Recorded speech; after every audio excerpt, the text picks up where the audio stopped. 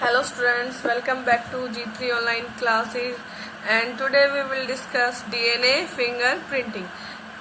देखिए भी जो DNA फिंगरप्रिंट है हमने ह्यूमन जीनोम प्रोजेक्ट से देखा था कि जो 99.9% जो हमारा जीनोम है वो क्या है, हर एक इंडिविजुअल का क्या है, सेम है, लेकिन फिर भी हम क्या है भाई एक दूसरे से अलग दिखते हैं।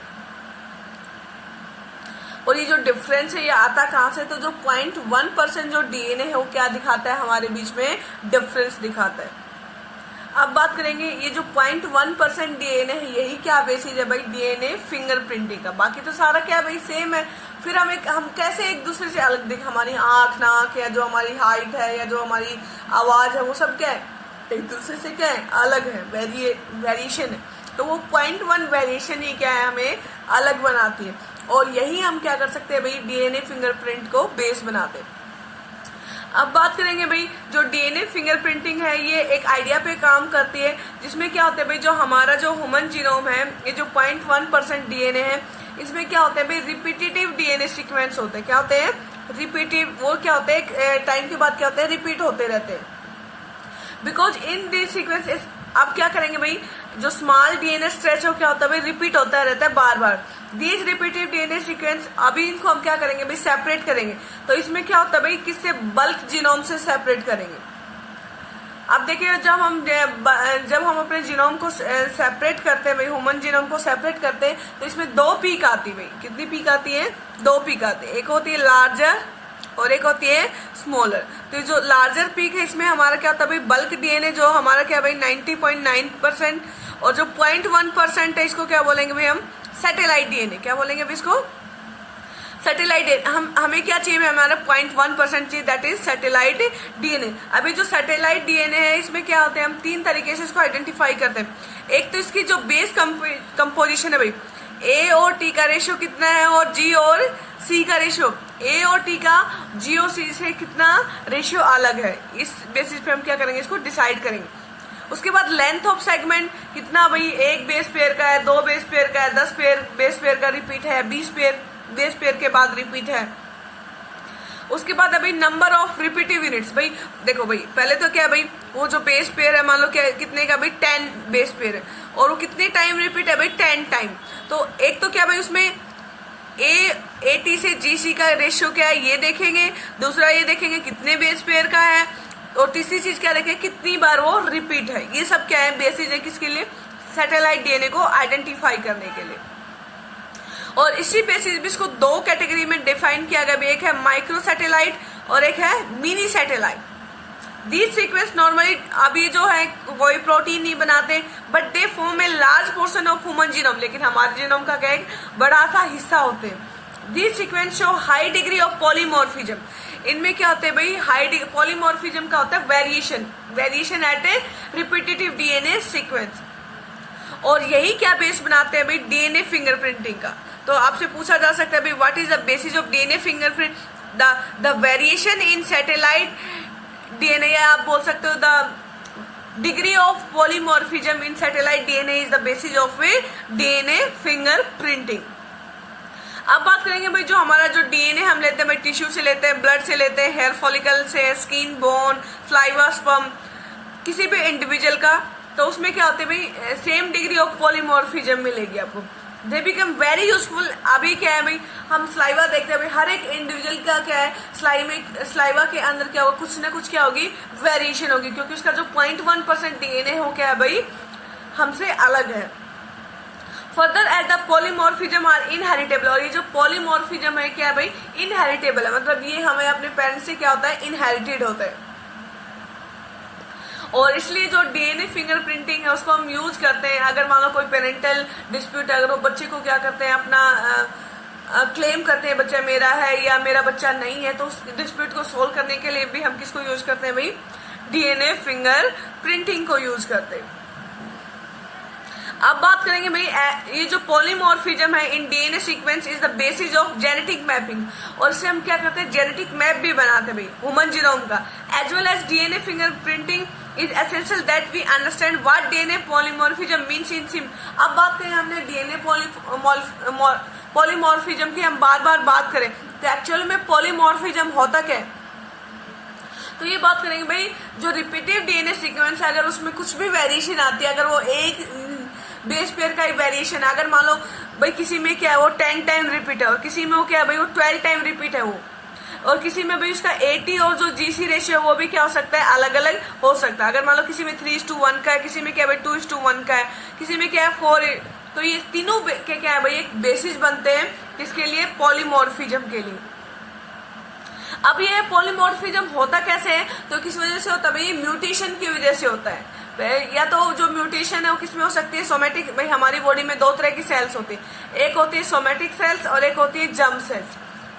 जर्म सेल्स में जो म्यूटेशन होती है वो क्या होती है, इनहेरिटेड होती है पेरेंट्स टू ऑफस्प्रिंग, और ये इस तरह से जब म्यूटेशन इनहेरिट होती है तो हम क्या करते हैं भाई एक दूसरे से क्या होते जाते हैं, वेरिएशन होती जाती है और हम एक दूसरे से क्या दिखते जाते हैं, फिनोटाइपिकली डिफरेंट। और ये जनरली किस में होता है भाई, सेक्सुअली रिप्रोड्यूसिंग जो ऑर्गेनिजम्स है उनमें क्या होता है ये ज्यादा होता है। अगर मान लो ये म्यूटेशन कैसी नहीं है भाई, सीरियस नहीं है, तो ये क्या हो सकती है, इनहेरिट हो सकती है। अगर मान लो इतनी ज्यादा सीरियस हो गई ये म्यूटेशन जिससे वो इंडिविजुअली सर्वाइव ना करे तो इससे आगे ट्रांसफर नहीं होगी, लेकिन अगर वो सर्वाइव करता है और वो म्यूटेशन क्या आ जाएगी, आगे ट्रांसफर हो जाएगी, और ये हम क्या कर सकते हैं, इसको नेक्स्ट जनरेशन तक भी इसको क्या कर सकते हैं भाई, फैला सकते हैं, स्प्रेड कर सकते हैं। अब बात करेंगे भाई ये हम ये पढ़ेंगे भाई सेक्सुअल रिप्रोडक्शन का जो चैप्टर है उसमें हम ये पढ़ेंगे।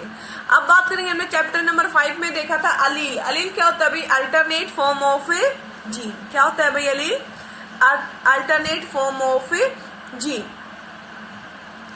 अब बात करेंगे भाई जो डीएनए पॉलीमॉर्फिज्म है वो क्या हो सकते हैं भाई, अगर मान लो हम एक ही जीन की दो कॉपी हमारे पास है, एक क्या है रिसेसिव, एक क्या है डोमिनेंट, तो वो भी एक तरह से क्या है भाई पॉलीमॉर्फिज्म है। और ये कैसा है भाई, इनहेरिटेबल म्यूटेशन है, और ये कितनी हो सकती है भाई 0.01%, और इस 0.01% म्यूटेशन की वजह से ही, वेरिएशन की वजह से हम क्या भाई एक दूसरे से अलग अलग दिखते हैं। और ये अगर मान लो जो हमारी जो पॉपुलेशन है या जो हमारा जो ह्यूमन पॉपुलेशन है, अगर उसमें 0.01 का भी क्या है भाई वेरिएशन है तो उससे भी क्या हो सकता है भाई, वो भी एक डीएनए पॉलीमॉर्फिज्म का बेसिस है। तो आप बोल सकते हो भाई अगर पॉपुलेशन में अगर 0.01 भी वेरिएशन है तो वो भी क्या दिखाता है, पॉलीमॉर्फिज्म दिखाता है। अब बात करेंगे प्रोबेबिलिटी के बारे में। The probability of such variation to be observe in non coding DNA sequence. ये प्रोबेबिलिटी किसमें ज्यादा है भाई, जो किसी भी चीज के लिए कोड नहीं करते, किसी चीज के लिए मतलब जो भी प्रोटीन जिसका भी फंक्शन हमें पता उसके लिए कोड नहीं करते। और इनका इमीडिएट इफेक्ट, आपको जो इमीडिएट इफेक्ट और इम्पैक्ट है,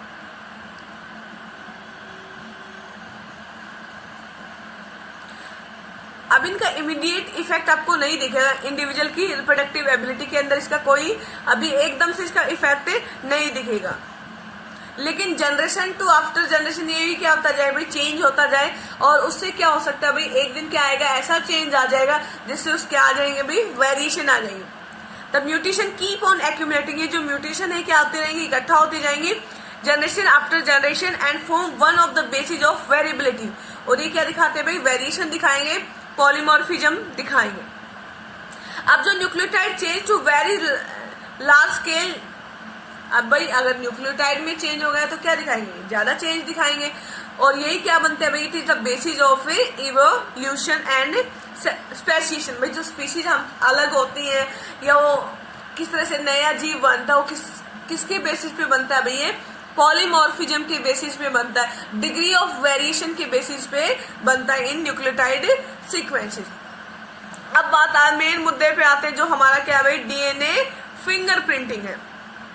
the technique of DNA fingerprinting was initially developed by Alex Jeffrey. किसने किया था भाई, एलेक्स जेफरी ने किया था।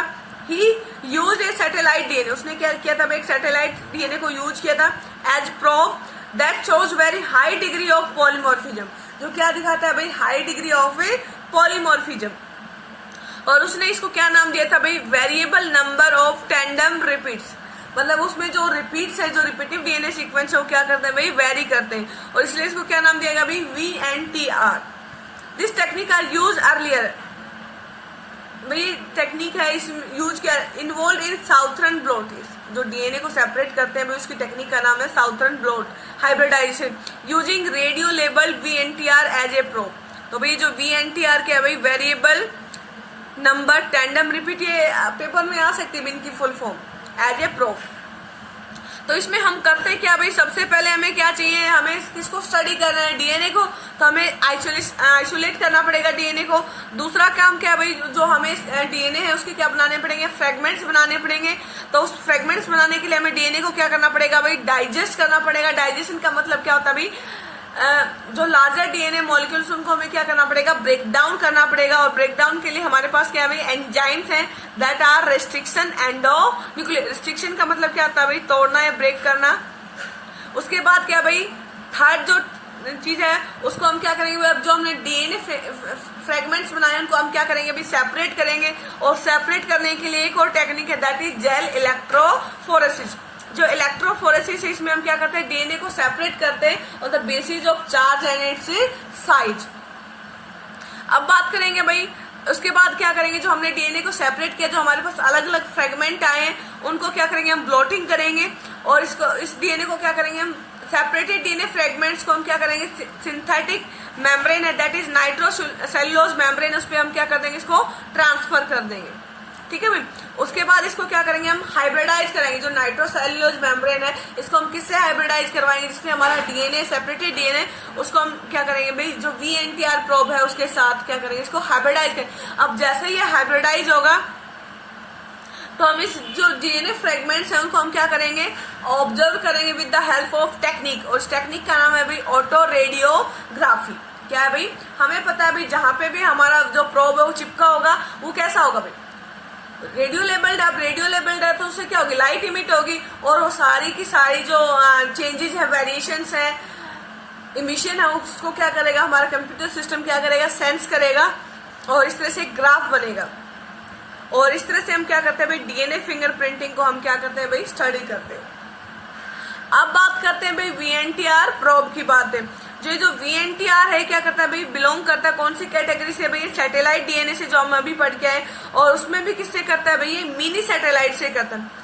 ए small DNA sequence is arrange tandemly in many copy number. देखिए भाई, अगर मान लो हमारे पास एक डीएनए सीक्वेंस जैसे ATGC, ये कोई हमारा क्या डीएनए सीक्वेंस है। अगर ये क्या हो रहा है भाई, रिपीट हो रहा है ATGC, तो ये क्या भाई, एक कॉपी है, ये इसकी 2 है 3 है, तो इसको क्या बोलते हैं, copy number. Number of repeats को हम क्या बोलेंगे, कॉपी नंबर। तो जो सैटेलाइट, जो मिनी सैटेलाइट डीएनए कितनी बार रिपीट है उसको क्या बोलेंगे, उसका कॉपी नंबर। उसका साइज क्या हो सकता है भाई, 0.1 से लेके 20 किलो बेस पर तक हो सकता है। कितना हो सकता है भाई, किलो बेस पेयर तक हो सकता है। कॉन्सिक्वेंटली अब बात करेंगे भाई, जब हाइब्रिडेशन की बात करेंगे, जो वीएनटीआर प्रोब है अब जो ऑटो रेडियोग्राफ्स आएगा वो क्या करेगा, उसमें अलग अलग बैंड्स आएंगे डिफरेंट साइजेस के। दीज बैंड्स गिव एक कैरेक्टरिस्टिक पैटर्न्स। और ये क्या बनाएंगे, एक पैटर्न बनाएंगे जो जिससे क्या होगा, उस इंडिविजुअल डीएनए का हम क्या बनाएंगे, एक फिंगरप्रिंट बनाएंगे। इट डिफर फ्रॉम, और ये हर एक इंडिविजुअल का क्या होता है भाई, अलग अलग होता है। एक्सेप्ट जो हमारे जो मोनोजाइगोटिक ट्विन है, जो बिल्कुल सेम टू सेम होता है, उनके केस में क्या हो सकता है, ये सिमिलर हो सकता है। Then sensitivity of technique has been increase by, और सेंसिटिविटी को हमने इंक्रीज किया है भाई, एक टेक्निक है PCR। ये आप पढ़ोगे भाई आपकी 11th एंड 12th चैप्टर के अंदर, पॉलीमरेज चेन रिएक्शन, जिससे हम अपने डीएनए को क्या करते हैं भाई, एम्पलीफाई करते हैं। Consequently, the DNA from a single cell is enough to perform DNA finger। भाई एक सेल का डीएनए क्या हमारे लिए काफी है, किसके लिए, डीएनए फिंगर प्रिंटिंग के लिए। अब बात करेंगे भाई इसकी एप्लीकेशन क्या है, कैसे ये काम करता है। तो यहाँ पे भाई आपको क्या दिया गया है भाई, हम एक क्रिमिनल को ढूंढ रहे हैं और हमारे पास क्या है भाई, एक डीएनए, हमें क्या मिला भाई, एक डीएनए सैंपल मिला है, जिसको हमने क्या किया है भाई, इसको हमने इसका ऑटो रेडियोग्राफ बना लिया। अब ये बात करेंगे भाई, अब हमें क्या है, 2 सस्पेक्ट मिले, एक है भाई इंडिविजुअल A और एक क्या है भाई B। हमने दोनों का क्या किया है, डीएनए सैंपल ले लिया है। आप देखेंगे भाई, अब यहाँ पे जो आपको दिख रहा है ये क्या है, क्रोमोसोम है। अब ये क्रोमोसोम नंबर 7, ये भी क्या है भाई, क्रोमो नंबर 7। अब हमें पता है भाई हमारे पास 2 कॉपी होती है, एक होती है मैटरनल और एक होती है पैटर्नल, मतलब एक फादर से मिलेगी और एक किससे मिलेगी भाई, मदर से। Same paternal maternal, paternal maternal. इसी तरह से ये दूसरा इंडिविजुअल, अभी दोनों के दोनों हमारे लिए क्या है भाई, सस्पेक्ट, और हमें क्या करना है, ढूंढना है। अब देखिए भाई यहाँ पे आपका जो बॉक्सेज है ये क्या है भाई, 3 है, 1 2 3, मतलब ये जो डीएनए सीक्वेंस है कितनी बार रिपीट है भाई, 3। और यहाँ पे कितनी बार रिपीट है भाई, 1 2 3 4 5 6 7 8 9 10 11 टाइम। यहाँ पे कितने भाई, यही सीक्वेंस है 4 टाइम है, और यहाँ पे जो दूसरे इंडिविजुअल उसमें कितना है भाई, 1 2 3 4 5 6 7 8 9 टाइम रिपीटेड। सेम इसी तरह से हमने क्या किया है, इसका ऑटो रेडियोग्राफ बनाया हुआ है। अब बात करेंगे जो डीएनए सीक्वेंस हमें मिला है उसे हम मैच करके देखेंगे। भाई इसमें देखो आपको जो आया है आपका, किससे मैच करेगा, जो ए इंडिविजुअल है उससे मैच नहीं हुआ क्योंकि यहाँ पे कोई बैंड नहीं मिला हमें, लेकिन यहाँ पे बैंड मिला है। उसके बाद देखिए भाई अब ये जो सेकंड है, अब देखो भाई इसके साथ इसकी मैचिंग है नहीं, किसके साथ है भाई, इसके बराबर में जो बैंड मिला है वो क्या है भाई, हमें इंडिविजुअल बी का मिला है। उसी तरह से क्रोमो नंबर 7 पे जाएंगे, देखो भाई यहाँ पे जो क्रोमोसोम नंबर 7 है यहाँ पे भी ये क्या कर रहा है भाई, मैच कर रहा है। कैसे, क्योंकि भाई इसमें भी रिपीट क्या है, सेम, इसमें भी रिपीट क्या है, सेम है। अब जो इसकी जो दूसरी कॉपी हो क्या है भाई, इसके साथ मैच नहीं कर रही है क्योंकि इसमें रिपीट क्या है भाई, 1 2 3 4 5 6 7 टाइम, 1 2 3 4 5 6 7 टाइम, तो इसमें भी क्या है भाई, 7 टाइम रिपीटेड है। अब बात करेंगे भाई क्रोमोसोम नंबर 2, देखिए भाई यहाँ पे क्रोमोसोम नंबर 2 यहाँ पे भी क्या है, मैचिंग है, लेकिन यहाँ पे क्या भाई, इसमें जो डीएनए सीक्वेंस इससे मैच नहीं हो रहा, लेकिन इससे क्या हो रहा है मैच। अब आप देखो भाई यहाँ पे भी मैचिंग, यहाँ पे भी मैचिंग, यहाँ पे भी मैचिंग, यहाँ पे भी मैचिंग, और यहाँ पे भी, और ये क्या कर रहा है भाई, वेरी कर रहा है। तो इस मतलब जो हम क्रिमिनल को ढूंढ रहे थे, जो सस्पेक्ट था, दो हमारे सस्पेक्ट थे भाई ए और बी, उसमें जो क्रिमिनल है जिसने क्राइम किया वो कौन सा है भाई, हमारा इंडिविजुअल भी है, क्योंकि हमारा जो क्राइम सीन से जो डीएनए मिल रहा है, मैच कर रहा है, वो किससे कर रहा है भाई, इंडिविजुअल बी के साथ मैच कर रहा है। तो ये है भाई हमारी डीएनए फिंगरप्रिंटिंग की एप्लीकेशन। हम इसको क्या कर सकते हैं भाई, क्राइम सीन है, क्रिमिनल को पकड़ने के लिए कर सकते हैं, या जो पैटर्नल और मैटरनल में कोई डिस्प्यूट है बच्चे को लेके, तो उसमें भी हम इसको क्या कर सकते हैं, यूज कर सकते हैं। तो this is all about your chapter number 6. In next lecture we will start our next lesson, that is chapter number 8.